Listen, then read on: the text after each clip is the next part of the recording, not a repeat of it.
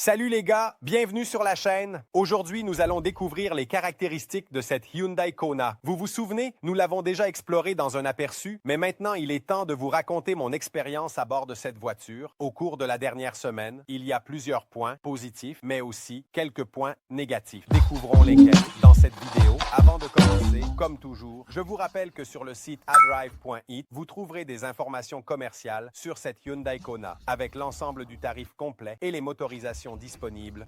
C'est un hybride rechargeable, donc il peut fonctionner en mode électrique. C'est une motorisation qui permet d'économiser beaucoup sur les coûts de gestion, surtout lorsque l'on utilise la voiture, principalement en ville ou en zone périurbaine. Il existe également une autre motorisation à essence de 1000 qui permet d'économiser, cette fois-ci lors de l'achat, et pas peu. D'ailleurs, cette génération a augmenté en taille, mais le prix a également beaucoup augmenté. C'est l'une des choses, disons, négatives que remarquera effectivement quiconque a peut-être gardé un œil sur le modèle au cours des derniers mois et qui maintenant a peut-être décidé, après avoir vu le nouveau modèle, d'acheter ce véhicule. Il est certain que l'augmentation de prix est également justifiée par l'augmentation des dimensions, de l'espace et aussi des contenus technologiques, mais malheureusement, lorsque l'on se rendra chez le concessionnaire, la différence sera évidente et c'est dommage, d'autant plus que la différence de prix est importante, on parle de plusieurs milliers d'euros. Il est utile de vérifier quelles sont les offres commerciales disponibles en ce moment et vous les trouverez toutes sur dreal.fr. Cliquez sur le lien ci-dessous dans la description pour en savoir plus. Le design de la nouvelle Kona est encore plus audacieux. J'ai fait discuter la première Kona et celle-ci fera sûrement parler d'elle aussi. Dites-moi ce que vous pensez de la ligne du modèle et plus loin dans la vidéo, je vous donnerai aussi mon impression sur certains choix stylistiques et de conception des designers de Hyundai. Le pas en avant le plus important est certainement celui réalisé pour l'intérieur de la voiture. Non seulement plus technologique, mais aussi de loin plus spacieux. Le tunnel central est énorme si l'on retire les portes-gobelets et aussi l'élément qui délimite le petit compartiment à l'arrière, au-dessus duquel se trouve une petite étagère supplémentaire. Le tableau de bord en bas regroupe certaines fonctions comme le sélecteur des modes de conduite et le refroidissement et le chauffage des sièges. Juste au-dessus se trouve la recharge sans fil pour le smartphone et les commandes de la climatisation. Écoutez, des boutons physiques, grâce au ciel. Une autre nouveauté est l'écran double de 12,4 pouces pour le système de navigation et l'instrumentation numérique, tous deux en haute résolution. C'est un logiciel facile à utiliser, intuitif et très réactif aux commandes. L'habitacle est bien construit par rapport à l'ancienne Kona. Il ne s'améliore pas au niveau des finitions. Il ne se dote pas de matériaux plus luxueux. Le plastique du tableau de bord a une finition rigide, presque sur chaque élément, mais les assemblages sont très solides. La Kona a ensuite grandi dans toutes les dimensions et cela se voit dans l'espace pour les passagers arrière. Même les grands, qui disposent de plusieurs centimètres en abondance pour les genoux et la tête. Sur l'équipement X-Class, le modèle haut de gamme de cet essai, les bouches d'air pour les passagers sont présentes, contrairement à la N-Line. Et il y a aussi 2 prises USB. Le coffre est grand, avec 466 litres, un fond réglable sur plusieurs niveaux et un espace bien exploitable, ce qui le rend idéal pour une utilisation familiale. Mais maintenant, allons sur la route. Nouveau, style et nouvelle. Carrosserie. Une caractéristique fondamentale de cette nouvelle génération est l'augmentation des dimensions. L'empattement a augmenté. La voiture se comporte différemment sur la route. Maintenant, j'ai laissé au centre les clés de la voiture, la couverture en plastique absente, ici dans la partie inférieure, est gênante, car, en effet, lorsque l'on se déplace, cela devient vraiment désagréable. Je vais aborder le micro rond pour voir si la voiture peut le faire. En une seule manœuvre, elle y parvient, oui, sans problème. La voiture plus grande, mais elle conserve néanmoins une excellente agilité. Personnellement, je pense que c'est une voiture extrêmement adaptée à la ville, non seulement en ce qui concerne le rayon de braquage, qui est très contenu, mais aussi en ce qui concerne la consommation. Nous allons voir bientôt quels sont ces chiffres. D'ailleurs, je vais également vous parler des caractéristiques techniques de cette voiture. Une voiture qui ne change pas par rapport à la génération précédente. Nous avons donc une voiture avec un moteur 1.6 essence atmosphérique de 105 CV de puissance maximale, uniquement pour l'unité thermique, plus un moteur électrique qui permet de rouler en mode électrique. Ainsi, cette voiture entre dans la catégorie des voitures hybrides de type full hybride. Je profite de cet arrêt pour placer les clés, cette fois, sur l'étagère, juste devant le passager avant, afin de voir, dans ce cas, quelle est l'efficacité de cette solution, mais sans. Le revêtement en caoutchouc. Dans ce cas également, je peux déjà vous spoiler. Que cela va déranger, j'espère que vous pourrez l'entendre au micro, mais vous verrez qu'à la fin, lorsque vous aurez cette voiture, vous vous en rendrez compte. C'est vraiment dommage, car cette solution est très pratique, mais la clé se déplace d'un côté à l'autre. Terrible, elle est tombée par terre, nous l'avons perdue. Peu importe, revenons à parler de ce qui est ensuite le groupe motopropulseur. Une voiture qui, comme je vous le disais, dispose d'une motorisation à essence et d'une électrique. Et ensemble, elles parviennent à atteindre une puissance maximale de 141 chevaux déclarés et 265 newtons par mètre de couple maximal. C'est un moteur atmosphérique, donc ne nous attendons pas à de grandes performances en accélération. J'accélère à 100%. En mode éco, par défaut, il n'existe pas de mode normal. Et vous sentez à quel point ce changement automatique, un changement automatique à double embrayage, maintient les vitesses. Rappelez-vous que tous les groupes motopropulseurs hybrides dont l'objectif principal est de réduire la consommation, comme dans le cas de celui monté sur la Hyundai Kona, ont cette caractéristique typique de tirer beaucoup sur les rapports, en partie à cause de la faible tendance des moteurs utilisés en mode électrique à monter en régime très rapidement, mais surtout pour essayer de maximiser l'utilisation de l'électrique. Ainsi, nous avons également un rapport de transmission très long. Car une fois que nous avons à disposition un rapport, même seulement en électrique, nous n'avons pas besoin d'avoir beaucoup de puissance immédiatement. En raccourcissant les rapports, nous pouvons compter sur un rapport long du moteur afin de garantir un surplus de couple, permettant ainsi de recharger la batterie dans les conditions où cela est possible.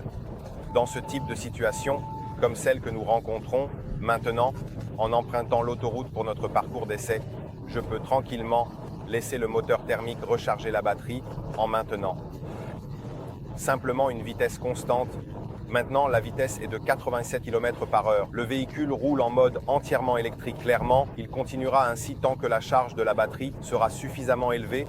Après un certain seuil, à ce moment-là, le moteur thermique commencera à dévier une partie du travail de l'énergie produite par la combustion vers la batterie à bord d'environ 1,4 kWh.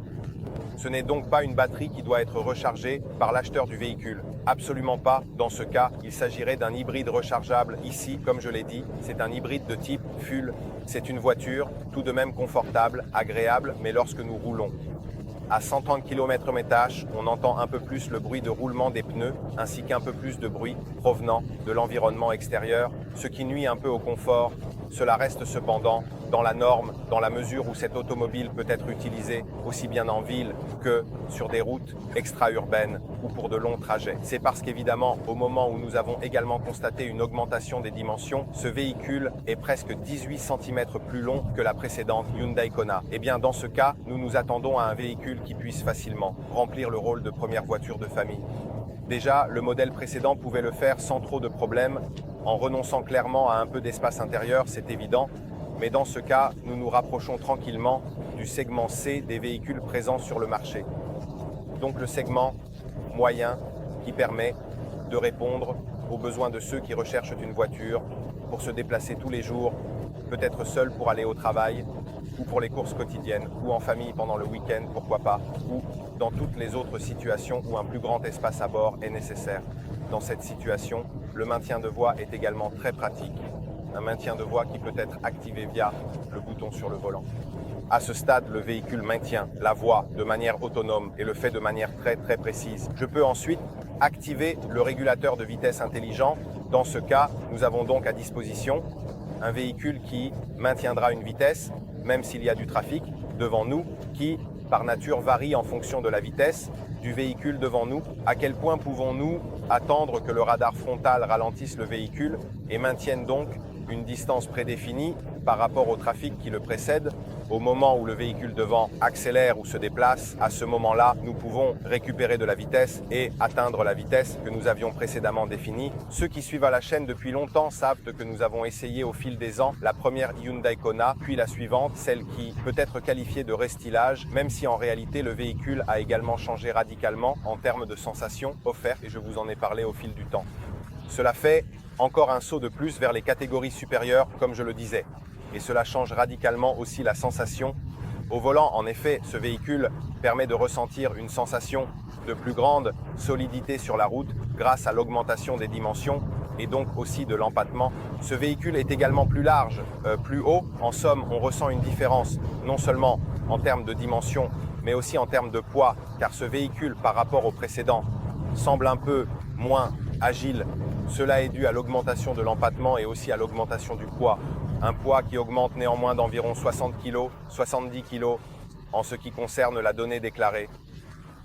En ordre de marche, entraîne de toute évidence un comportement différent. Le comportement sur la route de la Hyundai Kona est très sûr et conservateur, loin de l'orientation plus sportive d'autres concurrents. En effet, à grande vitesse, l'avant devient plutôt lourd lors des changements de direction et présente un comportement latéral assez marqué. Donc en réalité, cette automobile n'est pas vraiment une voiture destinée à ceux qui souhaitent se faire plaisir au volant, peut-être avoir un comportement un peu plus sportif. La première Kona avait déjà un châssis bien tonique, bien rigide. Elle était un peu plus sportive, puis au fil du temps, elle est devenue un peu plus tranquille et celle-ci s'éloigne définitivement du concept initial. Disons malheureusement que je ne me suis pas amusé à bord de cette voiture. C'est un véhicule conçu pour consommer peu et pour donner cette sensation de sécurité, de tranquillité, de stabilité en mouvement. Cela, c'est certain, ce n'est pas une voiture qui cherche à courir. La partie technologique de cette voiture provient également des systèmes de surveillance et la sécurité est également renforcée par ces systèmes de surveillance. Je fais référence à la caméra devant moi qui détecte essentiellement où mes yeux se posent et s'il y a une distraction. Par exemple, je peux être excessivement distrait en regardant sur le côté où je pourrais regarder mon téléphone ou encore je pourrais regarder directement l'écran devant moi. Dans ce cas, le système émet un son. Il le fait de manière très rapide et continue. Le même discours s'applique également au contrôle des limites de vitesse, un système qui est vraiment très précis dans ce cas. Comme tous les ordinateurs, lorsqu'il lit 50, même si lorsque vous atteignez 51, le bip retentira, bien que pour un système de contrôle de la vitesse, vous seriez toujours dans la limite. Donc, vous ne recevrez pas d'amende, mais le système ne tardera pas à vous déranger. Ces deux systèmes doivent être désactivés chaque fois que vous montez à bord ou vous pouvez les laisser actifs et suivre tout ce qui est demandé. Évidemment, la distraction est à éviter. Il est clair qu'il ne faut pas se laisser distraire au volant. D'un autre côté, le système de contrôle de la vitesse est vraiment très ennuyeux. Combien de fois vous est-il arrivé d'arriver sur une route et de dire qu'il est impossible qu'il y ait seulement 50 km/h sur cette route, un droit infini où il n'y a personne? Eh bien, il est juste de respecter les limites, absolument oui, mais d'un autre côté, lorsque la technologie devient non plus un soutien, mais extrêmement agaçante et ennuyeuse, il devient vraiment très compliqué de simplement coexister avec elle. Ces deux systèmes me feraient presque pencher pour un autre modèle à acheter, honnêtement, au-delà du fait que personnellement, je n'achèterais de toute façon pas un SUV ou un crossover, mais c'est un goût personnel, évidemment. J'achèterais peut-être des voitures un peu plus conçues pour m'amuser au volant, mais c'est évidemment un choix personnel. Cependant, si nous parlons des accessoires montés à bord, eh bien dans ce cas, ils sont vraiment très ennuyeux. Cette nouvelle génération dispose également d'une caméra à 360 degrés, non seulement pour renforcer la sensation de technologie, mais aussi pour fournir un soutien réel lors des manœuvres. Ainsi, nous avons le véhicule qui peut être vu à 360 degrés, immergé dans l'environnement environnant. Une solution effectivement utile, une solution qui peut être encore plus utile si l'on considère que cette voiture, comme vous me l'avez fait remarquer sous la vidéo de présentation, a tout, de même des phares de croisement et de route sur les côtés, donc juste à proximité où il pourrait être facile de toucher. Donc la protection du pare-choc risque de devenir presque inutile en réalité, mais pas seulement à cause d'un manque de votre part, une faute de votre part, en touchant ici ou là peut-être le muret ou le véhicule que vous avez garé devant ou derrière, mais cela peut également se produire à cause des autres qui, lorsque vous avez garé le véhicule, touchent peut-être votre pare-choc et peuvent causer des dommages importants en brisant directement le verre, en fait la plastique, et non pas simplement en touchant ou en abîmant simplement la plastique du pare-choc qui est proposée justement pour protéger le reste de la carrosserie. En somme, cette solution, du point de vue du design, peut ne pas plaire, c'est un point évidemment subjectif, mais du point de vue de la praticité et de l'ergonomie, eh bien ici aussi, on a certainement un peu perdu de vue l'utilité des protections de la carrosserie. Passons à la consommation. La voiture parcourt environ 20 km avec 1 litre de carburant en ville sans trop d'efforts, ce qui témoigne d'une très grande efficacité pour un véhicule de cette catégorie avec un poids accru et une puissance de 140 chevaux. En ce qui concerne l'utilisation en milieu extra-urbain, nous atteignons 24 km avec 1 litre et 15 km avec 1 litre sur autoroute. Là encore, cela est en ligne avec la concurrence des voitures hybrides. Et je trouve cela également bon, étant donné qu'en général, on se rapproche plus de 14 que de 15. Donc dans ce cas aussi, une très bonne efficacité de la part du groupe Motopropulseur. En somme, un véhicule qui s'avère plus technologique, beaucoup plus spacieux, plus adapté à être une première voiture de famille. Et une automobile qui a vu ses prix augmenter, mais qui, selon moi, a également amélioré son offre tant en termes technologiques qu'en termes de praticité. Les deux éléments dont j'ai parlé sont donc le design avec ses phares avant, qui en effet suscite quelques préoccupations supplémentaires lors du stationnement, et la technologie qui devient trop envahissante. Ce sont deux éléments très importants qui influenceront certainement le choix du client. Mais peut-être que l'élément encore plus déterminant sera indubitablement le design, car en effet, ceux qui achètent le font principalement avec les yeux. Pour un véhicule en particulier, le design joue un rôle fondamental, surtout dans notre pays, mais pas seulement en réalité. Et cela sera manifestement un élément divisif, peut-être le plus de tous. Cela se traduira donc par un choix de la part du client, un choix également de votre part. Dites-moi dans les commentaires ce que vous pensez de ce design et faites-moi savoir votre avis sur ce véhicule. Si vous l'achèteriez, peut-être que vous envisageriez des véhicules de catégories similaires, peut-être toujours des hybrides rechargeables. Je pense évidemment à la Yaris Cross. Je pense aussi à la Suzuki S-Cross par exemple, qui est équipée d'un moteur hybride de 1000 à 500 cc. En somme, il y a plusieurs véhicules désormais disponibles sur le marché. Pas énormément, surtout avec une motorisation hybride rechargeable, mais il y a tout de même des possibilités de choix. Faites-moi savoir votre avis dans les commentaires. On se retrouve la prochaine fois ici sur Rarecade.